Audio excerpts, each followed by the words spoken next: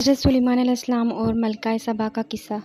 حضرت داؤد علیہ السلام کے بیٹے حضرت سلیمان علیہ السلام سلطنت اسرائیل کے ایک عقل مند اور عادل حکمران تھے۔ ان کے پاس بے پناہ دولت، علم اور پیغمبرانہ صلاحیتوں کو ان کو نوازا گیا تھا۔ ایک دن ملکہ سبا کا ان کو خط ملا جو دور دراز ملک پر حکومت کرتی تھی۔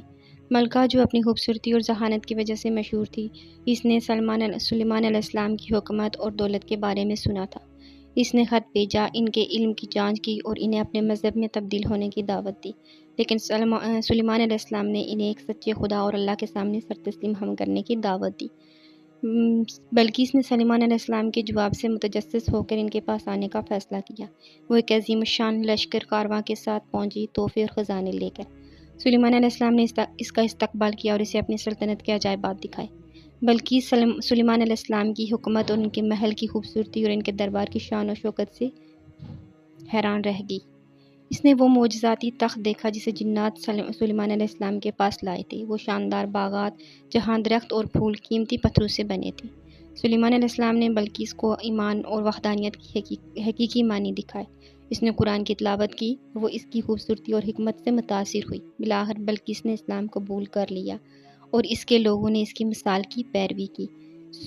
حضرت سلیمان علیہ السلام اور ملکہ سبا کا قصہ ایمان اور اللہ کے آگے سر تسلیم ہم کرنے کی اہمیت کو اجاگر کرتا ہے۔ یہاں کچھ عام پہلو ہیں کہ سلیمان علیہ السلام کا اٹل ایمان۔ اپنی دولت اور طاقت کے باوجود سلیمان علیہ السلام اللہ کے لیے عاجزی اور عقیدت مند رہے۔ بلقیس اور دوسروں کے لیے ایک مثال قائم کی۔ بلقیس کی سچائی کی تلاش، ملکہ کی علم حاصل کرنے اور سچائی کو قبول کرنے کی آمادگی، چاہے اس کا مطلب اپنے عقائد کو تسلیم کرنا ہی کیوں نہ ہو، کسی کے روحانی سفر میں عاجزی اور کھلے ذہن کی اہمیت کو ظاہر کرتا ہے۔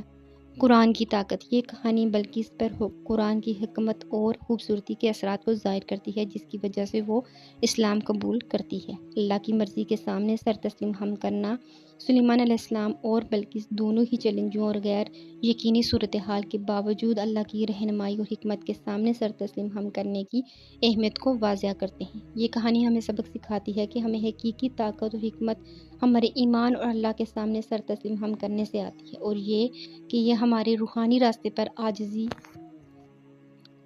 اور کھلے ذہن کا ہونا ضروری ہے۔ ہم ان کی مثالوں سے تحریک حاصل کریں اور اللہ کے ساتھ اپنے تعلق کو گہرا کرنے کی کوشش کریں۔